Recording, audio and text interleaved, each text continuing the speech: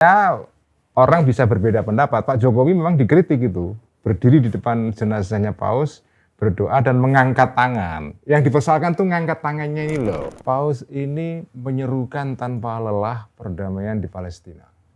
Dan kalau bisa, kalau idealnya adalah Pak Jokowi dan Bu Mega bersama-sama. Seperti dulu Bush dan Clinton tapi itu diutus. tidak mungkin terjadi. tapi Survive dan disukai oleh lintas suku dan lintas ini, Gus. Makanya approval rating dari Serabi Solo ini nggak pernah turun. kita ngomongin Serabi kan ini. Iya, Serabi.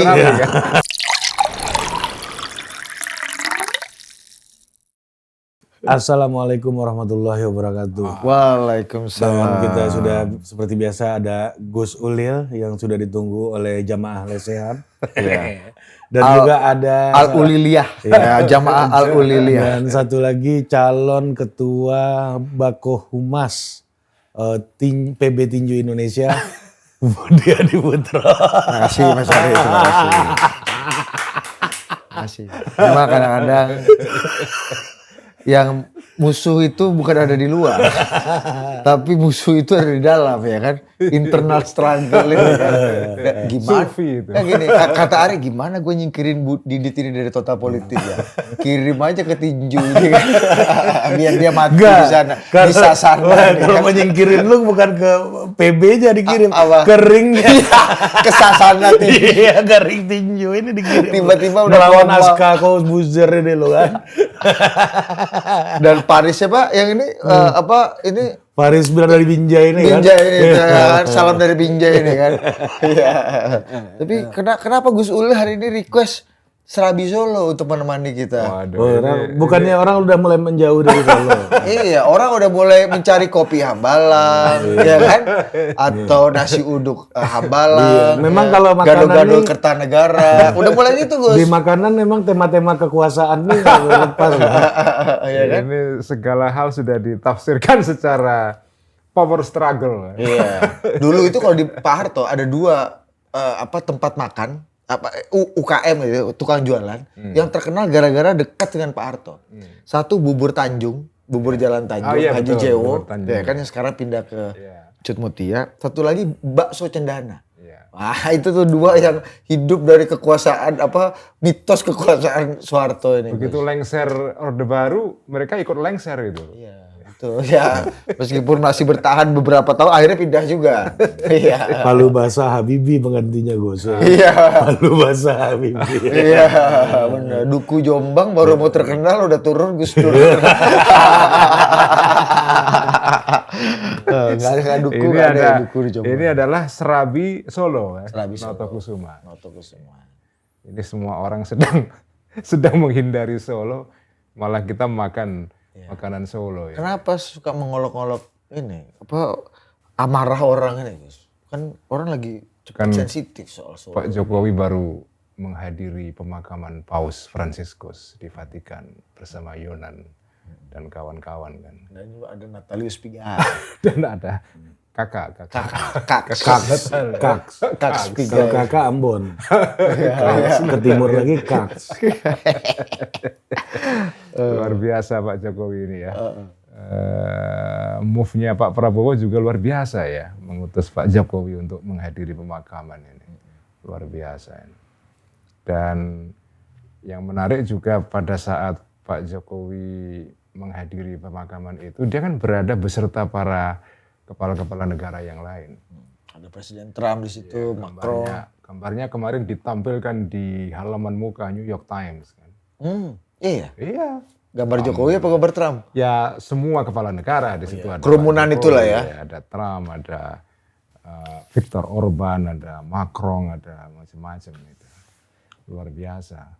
Termasuk Kaks Pigai ini ada di situ. Kaks Pigai. Saya nggak tahu kalau Kaspiga ya. Oh iya, betul. Yang Pak Jokowi di situ. Oh iya. Bersama dengan kepala-kepala negara yang lain. Dan ya itu luar biasa itu. Pak Prabowo ngutus Pak Jokowi ya. Saya nggak tahu, mungkin itu juga pesan politik ya. Bisa. Bukannya ditafsir. malah mengkonfirmasi, wah bener nih matahari kembar, bener nih. Ini dikasih ruang untuk tampil sebagai presiden ya, perwakilan. Ya, kalaupun matahari kembar kan malah bagus. Makin bersinar kan. makin terang benderang Baik. karena Gus, dua lampu. kita satu matahari aja panas pala Gus. Iya, Apalagi bener. Dua Gus. Ya kan? Gimana AC ini Gus nanti Iya. berapa Apalagi derajat kalau kita? 1 jengkal di atas kepala ini kan. Enggak kan kemarin kan gelap ini negara kita ini katanya. Iya. Nah, ini Kalau kata Pak Luhut, kalau 2 matahari kan insya Allah nggak gelap itu. iya. Kalau kata Pak Luhut, ya kan Indonesia gelap, kau yang gelap. Tapi saya senang Pak Prabowo ngutus Pak Jokowi untuk menghadiri pemakaman itu. Bagus itu. Pesannya bisa macam-macam, bisa ditafsir macam-macam lah. Tapi itu bagus itu. Dan apa namanya? Dia seorang Muslim, ya kan? Mewakili negara Muslim terbesar di dunia, menghadiri pemakaman kepala gereja Katolik di dunia. Pas sudahlah, pas sekali. Nggak ada. Sebenarnya kontroversinya nggak ada. Tapi kenapa di sini jadi kontroversi ya Gus? Bahkan cara berdoa Pak Jokowi pun banyak dikritik orang. Ya, doanya. Emang boleh nggak sih Gus mendoakan dengan cara Islam di persemayaman pimpinan gereja Katolik gitu atau orang yang bukan Islam gitu? Ya, Kan ada juga kan yang kritik gitu kan Gus. memang ya ada perbedaan pendapat lah ya. Ada perbedaan pendapat di antara para ulama. Apakah boleh kita mendoakan jenazah orang yang non-Muslim kan? Memang ada ayatnya dalam Al-Quran. Nabi dilarang untuk mendoakan seseorang yang mati di antara orang-orang kafir ini. Wala tusalli ala ahadin minhum mata abadan. Ya, tapi mungkin konteksnya ketika itu kan situasinya adalah sedang dalam situasi permusuhan, perang kan, atau hubungan tidak baik antara masyarakat Muslim pada saat itu dengan komunitas non-Muslim di sekitar Madinah. Karena memang situasinya situasi hostile, situasi yang penuh dengan permusuhan. Ini bukan situasi damai. Jadi mendoakan itu kan gestur politik yang tidak proper. Nah, tapi kalau dalam situasi sekarang kan tidak ada perang antara Islam dan Kristen. Ya, ini kalau mau memakai tafsir yang lebih kontekstual ya. Ya orang bisa berbeda pendapat. Pak Jokowi memang dikritik itu. Berdiri di depan jenazahnya Paus, berdoa dan mengangkat tangan. Yang dipersoalkan tuh ngangkat tangannya ini loh. Gininya maksudnya Ya gininya ini loh. Ini kan seperti berdoa dengan cara Islam itu. Itu yang dipersoalkan. Ya tentu sudut pandang orang berbeda-beda ya dalam hal ini. Tapi lepas dari soal itunya, itu gestur politik yang bagus. Pak Prabowo ngutus Pak Jokowi yang Muslim menghadiri pemakaman kepala gereja Katolik sedunia. Bagusnya di mana Gus? Padahal kan kalau kita tahu yang paling sering datangin Paus itu kan Bu Mega kan? Iya, betul. Ya. Terakhir memberikan lukisan ya. Iya. Bunda Maria dengan Kebaya. baju kebaya. Ya. Mungkin akan lebih bagus kalau Bu Mega ya. Iya makanya. Memang ya. Ya. Nggak yakin dia. Enggak ya. Enggak, dua-duanya bagus. Iya. Cuma mengutus Bu Mega dan Pak Jokowi itu kurang bijak memang secara politik mungkin bagi Pak Prabowo ya. Karena saya pernah lihat berita dulu. Aku ingat Gus, dalam satu pemakaman seorang tokoh, Presiden Obama mengutus Presiden Bush dan Presiden Clinton untuk mewakili beliau hadir di pemakaman itu, Ri. Dan bahkan Presiden Obama meminta mereka untuk naik Air Force One. Jadi pesawatnya pun pakai Air Force One karena on behalf of Presiden gitu. Ya, mewakili negara kan. Iya gitu. Ya, kalau ini kan nggak memakai Air Force One ini. Iya. Pesawat komersial biasa kan. Bahkan harus transit dulu kan disuruh di Doha kan. Iya. Ya, mungkin akan lebih bagus kalau Bu Mega memang. Iya. Akan lebih simbolik dan Bu Mega juga beberapa kali ke Vatikan dan ke sana beberapa waktu yang lalu kan, belum lama. Memang akan lebih bagus Bu Mega. Tapi Pak Jokowi pun juga tidak jelek. Iya. Ya, bagus juga. Tapi kira-kira Bu Mega nggak ngerasa kok bukan gua. Saya nggak tahu ya. Saya nggak tahu ya. Sekali lagi kita menempatkan Bu Mega sebagai Bongso. Jembar hati. Iya. Iya. Makronya lah. Makro. Ya. Kita nggak boleh memikrokan tokoh-tokoh yang sudah levelnya makro. Kalau kita pasti akan berpikir gitu, kok bukan gua. Itu juga pertanyaan saya. Kayaknya gue lebih pantas. Kira-kira ini ya problem nggak ya gitu. Kan kita tahu nih misalnya saya mengutus ada 2 karyawan saya di Total Politik misalnya kan, atau orang di Total Politik saya mau utus untuk datang ke tempat Gus Ulil gitu, ada kawinan misalnya kan. Ya kalau saya yang utus Perwakilan kan, kami gitu ya perwakilan kami, tentunya saya pilih yang paling dekat sama Gus Ulil kan. Mungkin Budi gitu yang jalan gitu, bukan yang satu lagi gitu, bukan yang orang lain lagi gitu. Yang setia gitu kan. Iya. Kalau setia itu pasti ya, Gus. Mungkin kita cari yang paling memungkinkan berkhianat ini kan. Iya. Yang dekat sama Gus Ulil ya Budi gitu misalnya.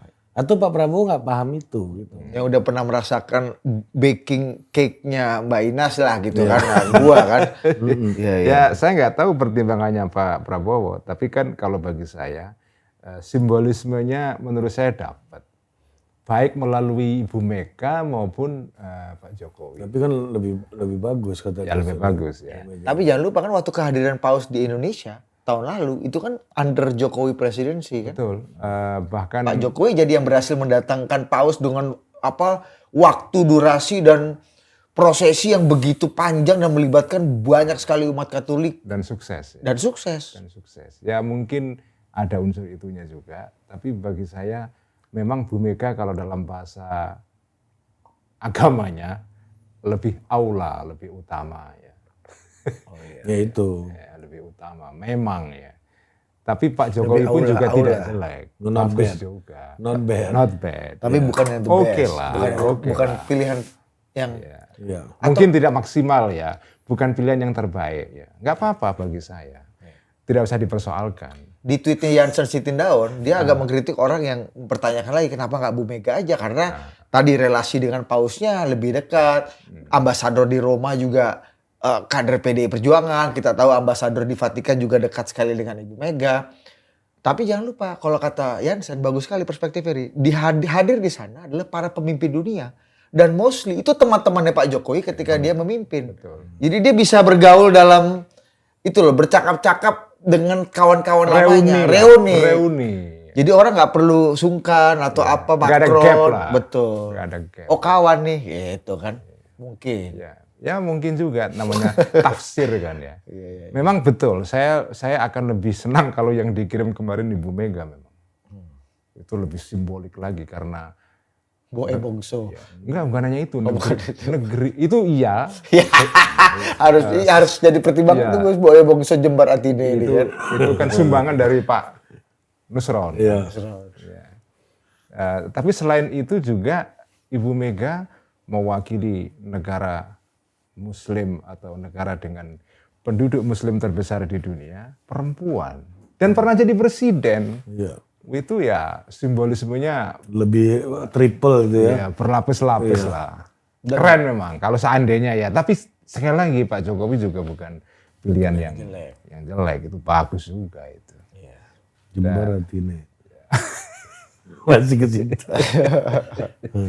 Tapi dengan pergantian paus ini menurut Gus Ulil, Gue pikir pergantian kepala PCO. Enggak. iya nanti.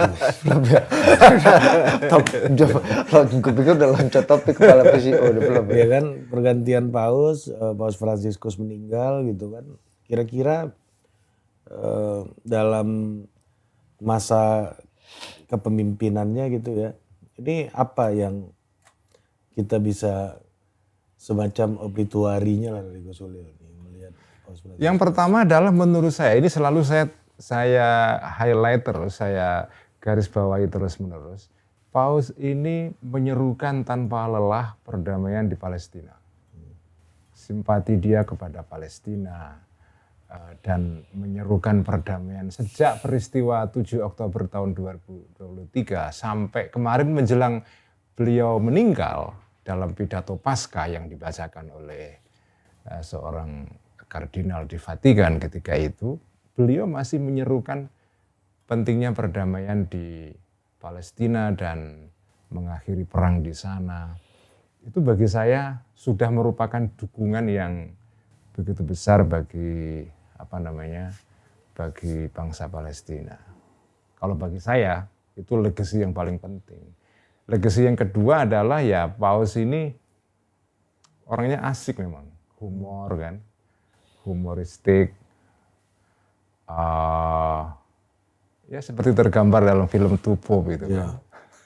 Orangnya lucu gitu, santai, tidak formalistik. Iya, minta pesenin tiket sama ini kenapa penjaga ini bos. Gue pesen di ibaratnya Travelokanya kok nggak bisa nih, lu bisa ngerti gak caranya deh?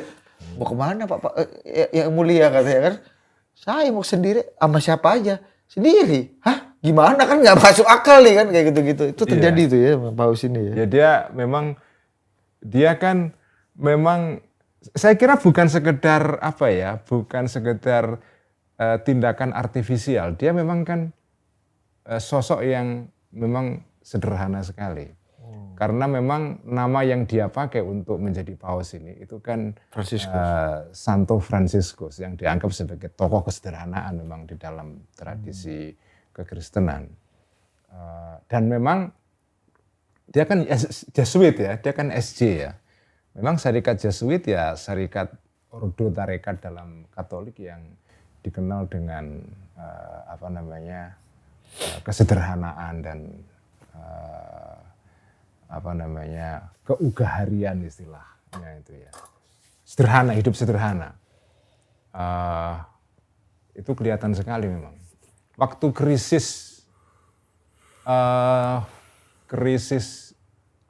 imigran karena perang Syria gara-gara ISIS di Timur Tengah, kemudian konflik-konflik di Afrika, itu kan pesan Paus yang paling penting kan adalah berbuat baiklah dan terimalah atau bukalah pintu kepada para imigran itu. Sehingga dia itu kan yang mengizinkan atau ada satu patung yang diletakkan di depan Basilika Santo Petrus di Vatikan itu, di depan Basilika itu ada patung yang menggambarkan para imigran. Warnanya hitam, ya. Disebut patungnya itu adalah patung malaikat yang tidak menyadari. Angel Unaware itu judul dalam bahasa Inggrisnya. Kenapa di patung ini dijuduli sebagai Angel Unaware? Karena konon oleh pelukisnya, pematungnya seorang Kanada, patung ini diinspirasikan oleh satu ayat di dalam Perjanjian Baru dalam kitab Ibrani. Jadi kitab Ibrani itu adalah surat-suratnya Paulus kepada seorang Kristen yang punya latar belakang Yahudi yang tinggal di Roma. Nah, dalam surat-surat itu termuat banyak ajaran-ajaran. Salah satunya adalah ajarannya hargailah orang-orang asing. Karena dengan demikian engkau secara tidak sengaja kamu itu menjadi malaikat atau apa kira-kira gitu ayatnya. Dengan membantu orang asing, kamu secara tidak sengaja kamu menjadi malaikat atau kira-kira begitulah. Jadi patung punya ini nilai-nilai kemalaikatan lah gitu. Jadi patung ini disebut sebagai patung malaikat yang tidak menyadari dirinya sendiri, kira-kira gitu. Karena dengan membantu orang asing, kamu sebetulnya membantu para malaikat. Tanpa kamu sadari bahwa kamu membantu para malaikat. Nah, sikap Paus yang sangat terbuka kepada imigran ini, itu memang luar biasa. Karena itu sikap yang membantu sekali orang-orang imigran dari Timur Tengah dan Afrika yang menyeberang ke Eropa. Kita ingat dulu ada kapal imigran yang di Laut Tengah yang terdampar di pantai di Italia. Kemudian ada gambar foto seorang anak yang tertelungkup di pantai kan. Orang Syria itu gambaran yang sangat menyedihkan itu ya. Anak-anak masih kecil terdampar meninggal di pantai tertelungkup itu. karena tenggelam di laut, gagal menyeberangi Laut Tengah. Nah, itu luar biasa sikap Paus yang membuka diri, membuka pintu kepada para imigran yang mengalami bencana di negaranya masing-masing. Nah, persis di sini, sekarang ini memang legacy atau warisan Paus yang paling berat untuk diteruskan oleh penerusnya adalah legacy menghormati para imigran ini. Dan itu core problem di daratan Di Eropa Iya. Di tengah orang mau dapat suara elektoral harus punya anti-imigran. kampanye anti-imigran. Termasuk di Jerman kemarin, termasuk Partai Kristen, CDU, itu menang antara lain karena dia juga jualan anti-imigran. Termasuk kayaknya Perdana Menteri Italia juga gitu Gus ya. Itu juga sama, sikapnya adalah anti-imigran. Jadi dia berseberangan secara politik ya. Wawasan dengan Paus ini. Itu kan kayak jadi Bupati Jombang berseberangan sama keluarga Gus Dur kan. Iya. Agak sulit dibayangkan kan itu kan. Secara pikiran ya. Kalau di Jombang nggak ada yang berani berseberangan dengan karena yang menjadi bupati pun juga masih keluarga Jombang. Jadi itu warisan Paus yang berat bagi para penerusnya ini. Karena suasana di Eropa sekarang adalah suasana anti-imigran, anti pendatang asing ya. Berat ini. Kalau di Solo mungkin nggak? Apa tuh? Berseberangan. Oh enggak. Belum. Iya. Kalau mungkin yang menang PDI mungkin berseberangan.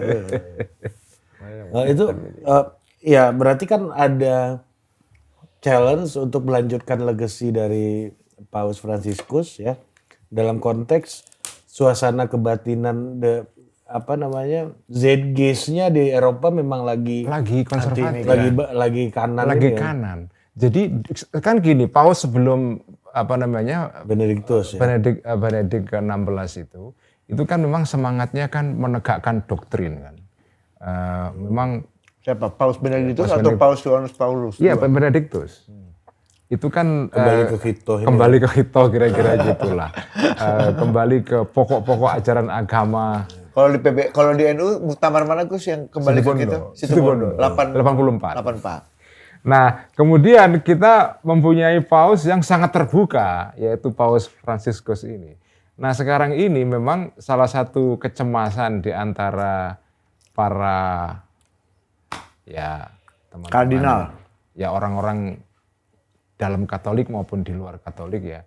Apakah sekarang ini semua orang namanya kalau kayak gitu? Ya semua orang. Apakah yang memimpin Vatikan sekarang ini paus yang terbuka seperti Paus Fransiskus atau tidak? Tapi saya nggak berkompeten untuk bahas ini ya. Tapi apa dampaknya Gus?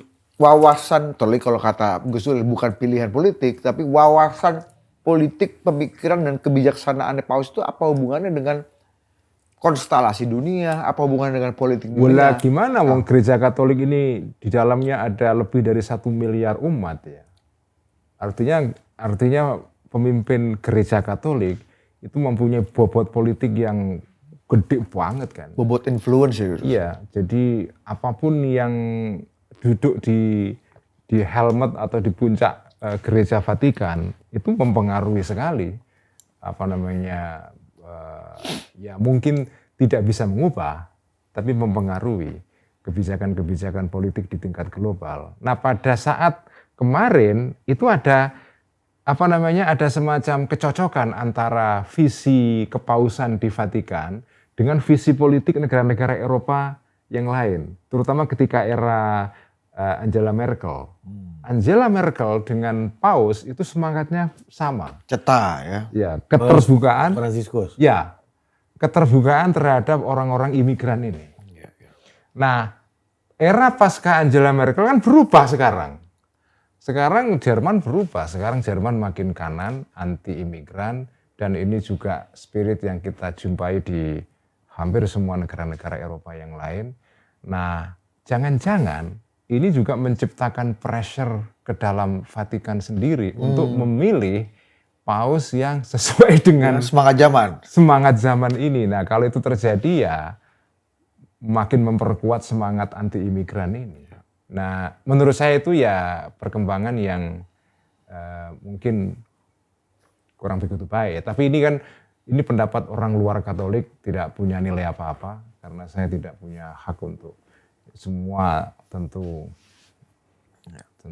terserah kepada para kardinal yang 56 kardinal yang sekarang sedang mau menjalani konklav gitu ya. Konklav ya.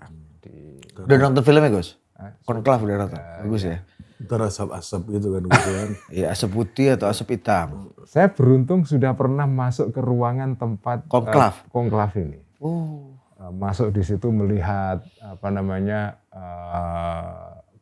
cerobong itu dari dalam ya, ditunjukin ini bakar kertasnya di sini gitu. Dan memang menakjubkan ruangan itu, ruangan tentang konklav itu, karena muralnya atau lukisan temboknya itu kan luar biasa menakjubkan. Itu kan lukisan Michelangelo. Dahsyat sekali, mural terbaik di dunia mungkin ya di situ itu. Dan masih terjaga, masih bagus semua. Bagus sekali. Itu emang canggih Gus Ulil nih. Pak Jokowi. Gus Ulil. Ya. Minggu lalu itu cerita di Sungai Gangga itu. Iya, dia ikut nyilam ini kan. Ikut nyilam di Gangga. Apalagi Gus ritual itu. Sekarang masuk ruang konklav ini kan. Saya diantar oleh seorang romo dari NTT yang bekerja di Vatikan. Oh, yang waktu itu mendampingi. Ada orda. Yang kemarin dampingi Pak Jokowi Paus juga. Ya, Pak Paus lagi. Ya. Romo Solo namanya, tapi bukan dari Solo. Romo Solo. Ah, itu. Ya. Oh, karena itu mungkin. Itu yang membantu kawan kita, Abang Da kita Ansilema bisa ketemu Paus itu Dinda. Oh, Romo Solo ini. Dan NTT juga kawan. Dan dubes kita di Vatikan kan Pak teman Trias. sendiri Pak Trias kan, mantan wartawan Kompas itu. Bukan Junimar Roma itu beda. Iya. Itu HKBP kan. Kita juga seperti ini. Wah, gimana logikanya? Ya kan? Salah satu orang yang aktif di HKBP jadi ambasador kita di Roma. Oh ternyata beda, Vatikan sendiri, Roma sendiri. Beda negara bos. Iya, tak pikir gebiawiyah ini Gus.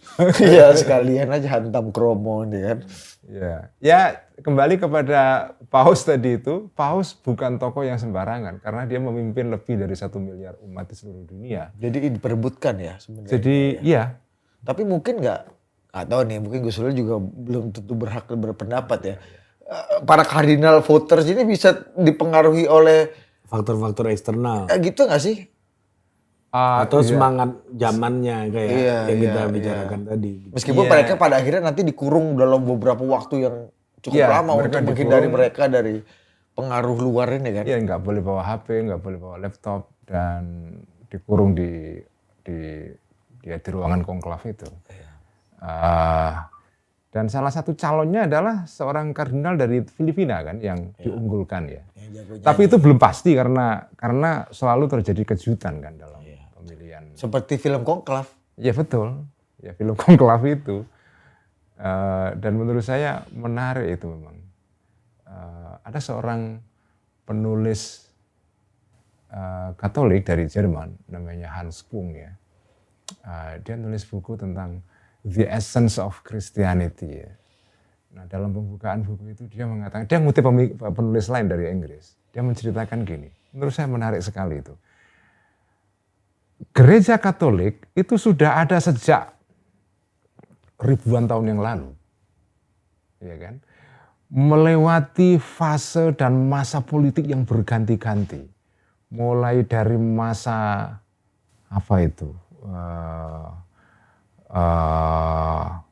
masa awal sekali, masa formation lah ya. Jadi dinasti politik jatuh bangun di Eropa dan di dunia lain. Di mana gereja terlibat atau tidak gitu ya dalam politik itu ya. Semua itu, dinasti-dinasti politik itu berjatuhan semuanya. Tetapi gereja Vatikan masih tetap bertahan sampai sekarang. Dan ada fase-fase dalam sejarah Vatikan yang luar biasa menegangkan. Misalnya ketika Gereja Vatikan kan pernah diserbu oleh pasukan negara Italia kan. Karena dulu memang wilayah Vatikan itu luas sekali. Ada namanya semacam kayak kerajaan kepausan begitu. Nah, ketika dinasti politik di Italia pada akhir abad 19 ingin menyatukan seluruh Italia, kemudian wilayah Vatikan ini kan direbut oleh negara Italia dan kemudian ya makin mengkerut kan, makin sempit seperti sekarang ini. Nah, itu masa-masa yang cukup sulit karena negara Vatikan berseteru dengan negara Italia. Tetapi negara Vatikan atau Gereja Vatikan masih bertahan sampai sekarang. Jadi dia melewati fase politik yang bermacam-macam, Perang Dunia I, Perang Dunia II, reformasi. Pandemi 1, pandemi 2. Iya betul, runtuhnya Romawi. Itu semua dilewati oleh Gereja Vatikan itu. Tapi dia tetap tegak sampai sekarang. Memang menakjubkan agama ini. Buat saya ya, agama ini dahsyat. Dengan ini ya, Dahsyat.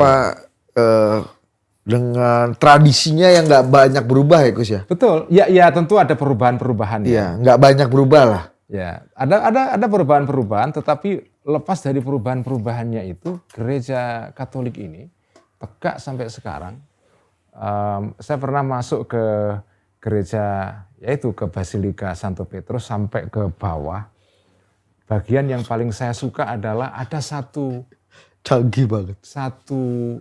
Pilar, apa namanya pilar itu? Ini tiang. Tiang, gede sekali. Itu tiang itu gede sekali. Itu tiang dari masa Konstantin. Konstantinopel. Enggak, masa Kaisar Konstantin yang berkuasa di Bizantium, yang ketika itu memimpin konsili ketiga atau berapa yang Konsili Vatikan 3. konsili Nisea. Indonesia. Konsili Nisea tahun 300-an itu. Tahun 300-an, bayangkan itu. Udah ada tiang itu, Gus. Ya, jadi tiang itu dibangun pada saat itu. Arsiteknya hebat juga ya Gus ya? Nah, Kayak rumah-rumah di Menteng ini iya. kan. Tiangnya gitu. Saya menyentuh itu dengan wah ini sejarah luar biasa. Bayangkan dari abad, ya Borobudur lebih tua. Enggak, lebih tua ini saya kira. Karena ini dari masa abad ke-4 Masehi. Borobudur kan abad ke-9 kan. Islam udah ada belum tuh Gus? Islam belum ada ketika itu. Oh. Belum ada Islam karena Islam abad ke-7. Abad ke-6 lah, abad ke-6. Ya Nabi kan wafat tahun 632 Masehi. Artinya awal abad ke-7 lah Islam kan. Ini jauh sebelum itu. Ini tahun 300-an. Tahun 300-an. Abad keempat ini. Abad keempat. Itu masih ada itu tiangnya itu sampai sekarang tertanam di bawah fondasinya gereja di Basilika Santo Petrus sekarang ini. Dan saya juga diantar sampai ke makam Santo Petrus itu. Di bawah? Di bawah itu. Dan di sampingnya ada kamar kecil, ada kapel gitu, tempat orang ya meditasi. Ya saya masuk di situ. Ya saya diam sajalah, menghayati sejarah. Bagaimanapun ini ya tokoh besar, Santo Petrus ini. Ya luar biasa. Luar biasa. Iya. Luar biasa itu. Dan Santo Petrus pula kan. Canggih Bos. Nanti yang nanti ujungnya nih yang tersinggung apa? Agama-agama ini lokal Bos. Kita belum diopeni sama Gus Ulil nih, udah ke Gangga, udah kemana-mana kan. Ke Ka'bah pernah Gus? Ke Ka'bah. Ke dalam Ka'bah belum. Tapi ke Ka'bah kan ya sering lah. Iya. Kalau ke dalam Ka'bah, gue tahu senior gue yang pernah masuk Bos. Namanya Desi Anwar. Oh iya. Ya, Masuk ke dalam Ka'bah? Masuk dalam Ka'bah. Dia pun nggak mau. Oh masa Habibie dulu? Enggak, waktu zaman itu kan Dewi Fortuna Anwar kan. Ini Desi ini ya? Desi Anwar jurnalis. Waktu itu jurnalis dia ajak sama Pak Murdiono pertama kali Pak Harto umroh itu loh. Oh, waktu zaman itu. Itsmi. Diajak lah. Disuruh masuk aku sama Murdiono. Sini Desi, sini. Aku nggak mau. Tapi katanya ya apalagi lah. Aku ternyata ya udah diajak itu masuk. Jadi dia bisa Masuk tuh. Padahal Mbak Desi biasa. mengaku kurang religius lah. Tapi agama lokal ya saya berkunjung ke namanya tempat tokoh Sunda Wiwitan. Cigugur di Kuningan. Tempatnya Pak Pangeran Jatikusuma kan. Itu juga luar biasa loh. Sunda Empire belum tuh. Apa? Sunda Empire itu belum. Sunda Empire nggak jauh dari situ sih. tapi lain itu kan. Nah, Cigugur itu juga menarik itu.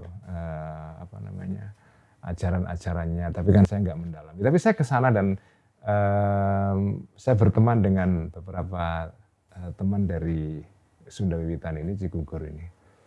Bulan Juni besok kalau tidak salah ada peristiwa tahunan namanya Seren Tahun. Itu kayak Panen raya gitu. panen raya kan.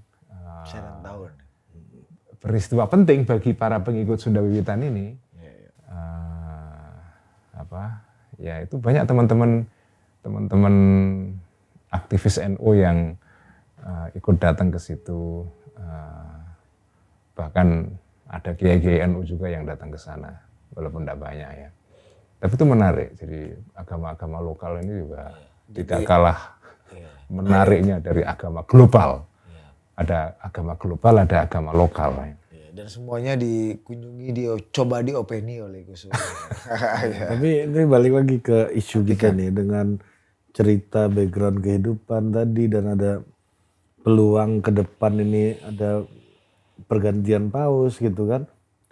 Tentu semangat zaman ini nggak bisa lepas kan dari paus-paus kardinal-kardinal yang ikut memilih nih Gus atau gimana? Ya saya nggak tahu, mungkin teman-teman Katolik yang jauh lebih memahami ini ya. Tapi jelas sekarang ini memang semangat zamannya adalah kayak ada arus balik. Meskipun ya di segi yang lain, saya itu juga paham ada reaksi balik ini. Artinya saya tidak melihat arus balik ini sebagai sesuatu yang Mengancam. mungkin mengancam iya, tapi bisa difahami. Kenapa ada reaksi seperti itu? Saya paham itu.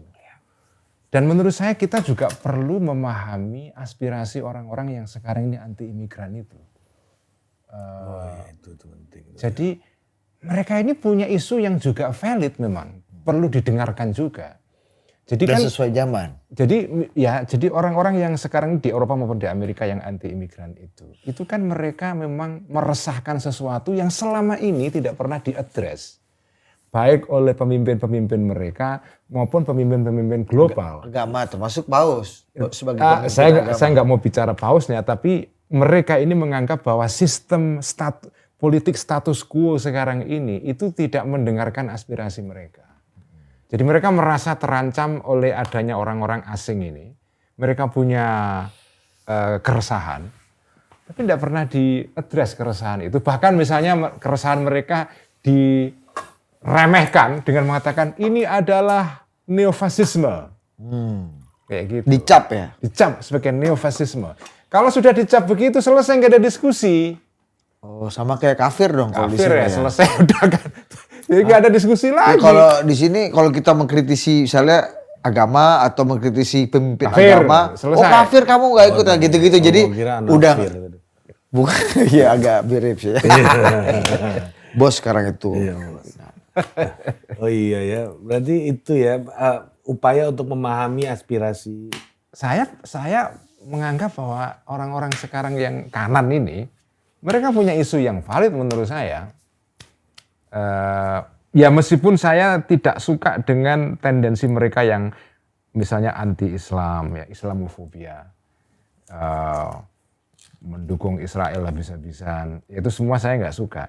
Tetapi bahwa mereka itu punya keresahan yang valid, itu iya. Misalnya contohnya ya, orang-orang Eropa selama ini itu merasa bahwa budaya-budaya yang datang dari luar itu sudah seperti mau menguasai rumah tangga mereka gitu. Bahkan mereka sendiri kadang-kadang tidak bisa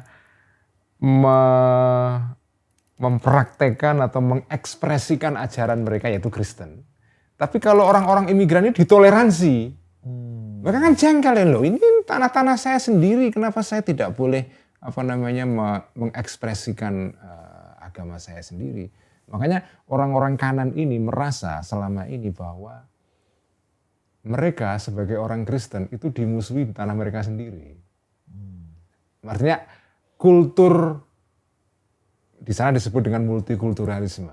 Jadi multikulturalisme yang berkembang di Barat, terutama di Eropa Barat, itu lebih membela atau lebih menguntungkan para imigran dan merugikan orang-orang yang menjadi penduduk asli sendiri. Makanya orang-orang asli sendiri di sana merasa saya ini orang pribumi tapi kok malah dipinggirkan. Itu perasaan yang mereka rasakan selama ini. Dan kalau mau mengungkapkan kekesalan atau keprihatinan mereka langsung dicap sebagai fasis, far right. Kanan ekstrim. Neofasis. Kalau di sini kadrun kamu gitu kan? Kadrun gitu, selesai kan? Kamu gitu kan? Selesai. Sebut merek pula kawan deh kan. Tapi lebih baik lah. Saya setuju sama Gus Ulil tadi. Lebih baik ya kalau Bu Mega yang mewakili lebih kuat lagi. Balik Bu Mega deh. Ya karena kan selain Boe Bongso. Selain Boe Bongso Jember Hatine. Bu Mega kan sama kayak Paus Fransiskus perjuangannya. Kemerdekaan Palestina. Salah satunya kan waktu kemarin itu kan. Ganjar ya. Iya kan, Piala Dunia ini kan, karena ada Israel. Jadi kan udah sama lah ininya ya Gus ya. Konsistensinya sama gitu. Ya. Iya Gus. Ya tadi saya katakan Pak Jokowi bukan pilihan yang dijebak pula Pak. Jelek kan. Tapi kalau Bu Mega diutus ya tentu lebih bagus. Pak Jokowi bagus juga. Jelek. Iya. Dan kalau bisa, kalau idealnya adalah Pak Jokowi dan Bu Mega bersama-sama. Seperti dulu Bush dan Clinton diutus. Tapi itu tidak mungkin terjadi. tapi gitu gue, waktu saya bawa pemain bola ke Portugal nih, sama Budi kan, kita kan jalan programnya Pak Bambang Pacul ini kan. Tapi ini kok Serabi Solo enak ya? Enak, memang. Itu kelebihannya masih survive kan. Serabi Solo ini kenapa masih enak survive dan disukai oleh lintas suku dan lintas ini Gus. Makanya approval rating dari Serabi Solo ini nggak pernah turun. Kita ngomongin Serabi kan ini. Iya Serabi. Approval ratingnya karena acceptance-nya tinggi. Iya kan, nggak resistensi rendah. Ya betul, dan memang disukai oleh segala suku bangsa. Iya, light. Karena minimal kalaupun nggak kenyang pun makan ini kita dapat suhur. Betul. Iya. Dan ini kearifan lokal, Gus. Ya, betul. 100%, ya kan? Tapi ini Serabi yang sebetulnya sudah disesuaikan dengan cita rasa Jakarta lah, ya umum lah ya. Iya. Jadi sudah kehilangan sedikit kesoloannya sebetulnya. Jakartanisasi Serabi. Iya betul. Atau pribuminisasi saya penyuka Serabi. ini, terutama yang keju ini enak memang. Masa? Oh ada keju? Ada oh ya? Ini di sana cuma 2 aja pilihannya. Ya, Pak. Original atau coklat. Oh gitu di ya? Solo. Dan namanya Serabi Solo. Serabi Noto Suman, iya. Serabi Solo. Ini beda, Dit. Beda, ini kan udah ini bos. Apa namanya? Udah asimilasi nih. Serabi Solo Jalan Sabang. Jalan Sabang kan. Iya. Garnisun 17. Ini tentara apa deh kalau jalan garnisun ya. Ya. Besok kirim lagi ya ini aja. Enggak kita yang beli nih bos. Ya, jadi kenapa approval rating Serabi tetap tinggi? Ya kan, disukai. Ini kita endorsement lah ini. Iya. Disukai lintas generasi ini kan. Keju baru lihat gue ada Serabi keju. Enak sih. Ada lagi pertanyaan. Mbak Ines bisa bikin Serabi? Enggak pernah, tapi istri saya lebih spesialis dalam bidang kue ini. Kue tiramisu Itali dan baklava Turki. Gak ada kearifan lokalnya sama sekali itu. Jadi multinasional. Jadi Itali dan ada seorang pecinta kue tiramisu yang diakui lah sudah kayak Pak Bondannya gitu. Siapa Gus? Tex Carlos. Bukan, dulu yang pilot yang meninggal Sukhoi. Dia pilot yang ikut menjadi korban ketika kecelakaan Sukhoi. Itu dulu. Nah dia ini seorang koneser ya. Influencer. Enggak, koneser orang yang mencobai makanan lah. Seperti pembau tembakau. Atau wine tasting ini. Ya kayak gitulah, wine tester gitu. Wine tasting. Nah dia sudah menyaksikan atau memberikan testimoni bahwa tiramisu buatan istri saya perfecto. Oh, ini bule nih, Tali. Kan orang Indonesia. Orang Indonesia. Perfecto. Wah, sudah lolos ujian Pak. Lolos QC buat dia. Budi ini kan mau tiramisu, baklava, kue-kue pasar, kue-kue juga ini gue sekarang sama aja nih kan. Apa bedanya Pak? Ini terus ya kan? Ujungnya tepung-tepung Bogasari semua terus ya. Iya. Tapi udah berhenti jualan ya Pak Inas ya? Berhenti jualan sekarang karena lebih sibuk menjadi asistennya Ibu Menteri PPA itu. Oh, asistennya Mbak Arifah. Iya. Mas Sastro gimana jadi suami menteri ini gimana? Sekarang menjadi Bapak Menteri beliau. Ya gimana dia? Perawakannya masih uraan gitu apa udah lebih? Kepala Dharma Pria. First gentleman di Kementerian PPPA ini ya. Iya, karena second gentleman-nya nggak ada. Karena Bu Vero belum ada pendamping kan sekarang. Iya, oh iya kan. Secara resmi ya. Kalau enggak sama Pak Ahok dia itu kan. Sastro nih kan. Mitra nih kan. Itu kan Bu Menteri. Apa kalau masih ini ya sesuai dengan skema dan jalan Tuhan yang masih ada.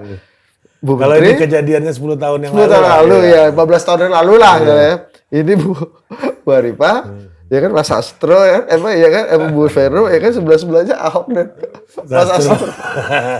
Cocok ini. Dua-duanya pengagum Gus Dur nih kan Gus. Jangan-jangan Mas Sastro pula yang nemenin Gus Dur kampanye Ahok dulu di Bangka itu kan. Iya kan? Gak tahu ketika itu apakah dia masih kayaknya masih dampingi Gus Dur gitu Mungkin secara kultural nih kan Gus. kan dukun. Iya.